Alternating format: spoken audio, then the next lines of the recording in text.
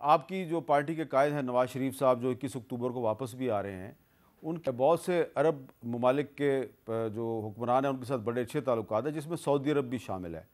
تو اس وقت جو صورتحال ہے اس میں مسلمان ممالک کو اکٹھا کرنے میں نواز شریف صاحب جو ہیں وہ کوئی رول پلے کر سکتے ہیں؟ جی ہمیں پاکستان کی جو صورتحال ہے، پاکستان کی اس وقت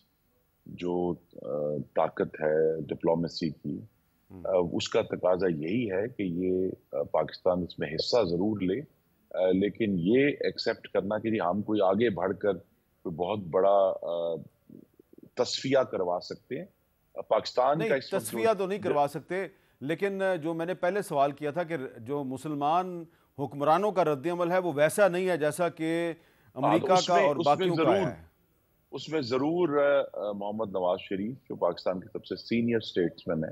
اور مجھے یہ توقع ہے کہ وہ سعودی عرب پہنچ چکے ہیں، تو وہ وہاں بھی یہ بات کریں گے کہ یہ نہ صرف جو ایک روایتی اجلاس ہوگا ابھی انشاءاللہ OIC کا اس معاملے میں، لیکن فلسطینیوں کے حقوق کے لیے ہمیں آواز اٹھانی ہے، کیونکہ میر صاحب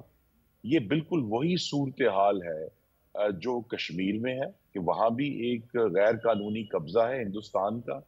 اور بیرونی دنیا کو اور مغربی دنیا کو یہ آئینہ بھی اٹھانا ہے کہ جس حق کی وجہ سے آپ یوکرین کو ٹینک دے رہے ہیں، میزائل دے رہے ہیں، ڈرونز دے رہے ہیں، بڑے بڑے جو ہیں وہ اسلحہ ہاں، پرووائڈ کر رہے ہیں، وہ اسی حق کا اعادہ ہے جو فلسطینیوں نے کیا ہے اور جو کشمیری ہندوستان میں کرتے ہیں۔ تو لہذا یہ اصول کہ کوئی بڑی طاقت چھوٹی طاقت پر اپنے جو زیادہ سٹرنگتھ کی بنیاد پر حملہ آور نہ ہو، اور چھوٹی جو ملک ہے ان کو بھی، قوموں کو یہ حق ہے کہ وہ زندہ ہوں اور وہ آزاد ہوں، تو یہ کشمیر پر بھی ہے، یہ فلسطین پر بھی ہے اور یوکرین پر بھی ہے۔ تو آج یوکرین، فلسطین اور کشمیر ایک ہی لائن میں کھڑے ہیں، اور ہر ملک نے یہ فیصلہ کرنا ہے کہ وہ ان کی حمایت میں کھڑا ہوگا یا ان کے خلاف کھڑا اچھا، ہوگا۔ یہ بڑی اچھی بات ہے کہ ہم یہ کہہ رہے ہیں کہ فلسطین ہمارا یوکرین ہے اور کشمیر بھی ہمارا یوکرین ہے، لیکن اب پاکستان کی سیاست کی طرف واپس آتے ہیں۔ یہ بتائیں کہ نواز شریف صاحب کی پاکستان واپسی پہ ان کی بڑے استقبال کی تیاریاں ہو رہی ہیں، تو آپ کے ایک سابقہ ساتھی ہیں شاہد خاقان عباسی صاحب، وہ کہتے ہیں کہ کسی استقبال کی ضرورت نہیں ہے،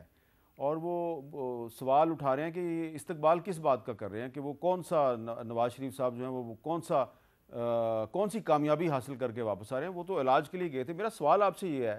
کہ نواز شریف صاحب کی پاکستان واپسی سے پاکستانی عوام کو کیا فائدہ ہوگا؟ جی دو فائدے ہیں۔ ایک تو انشاءاللہ جب وہ 21 اکتوبر کو آئیں گے اور مینار پاکستان میں بات کریں گے، تو پاکستان میں جو ایک عمومی مایوسی پھیلی ہے اس کو، اس سے نکلنے کا راستہ دکھائیں گے۔ اور ان کے علاوہ پاکستان میں اس وقت کوئی ایسا لیڈر نہیں ہے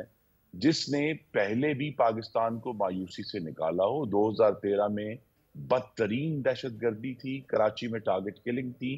اسی طرح کی غریب کش مہنگائی تھی جو آج ہے،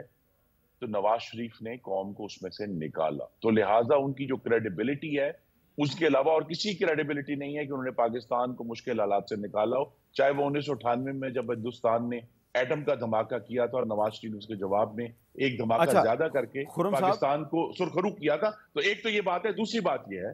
کہ ہمیں یہ بھی ان کی واپسی،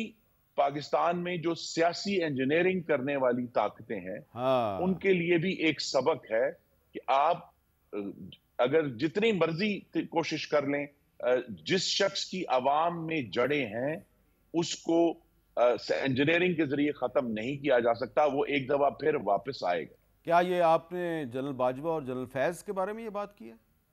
جی اس سے پہلے بھی بڑی ان کے نہ صرف وہ بلکہ ان کے پیش رو نے بھی کوشش کی تھی چلیں، کہ کسی طرح جو ہے اچھا، یہ کام کر لیا جائے، لیکن وہ اس میں کامیاب نہیں ہوئے۔ اور یہ بھی ایک سبق ہے ہم سب کے لیے کہ عوام کی جو طاقت ہے بالآخر وہی اللہ اچھا، تعالیٰ کے میں نے بعد ایک وقفہ لینا ہے، قائم رہنے والی ہے۔ اور وقفے کے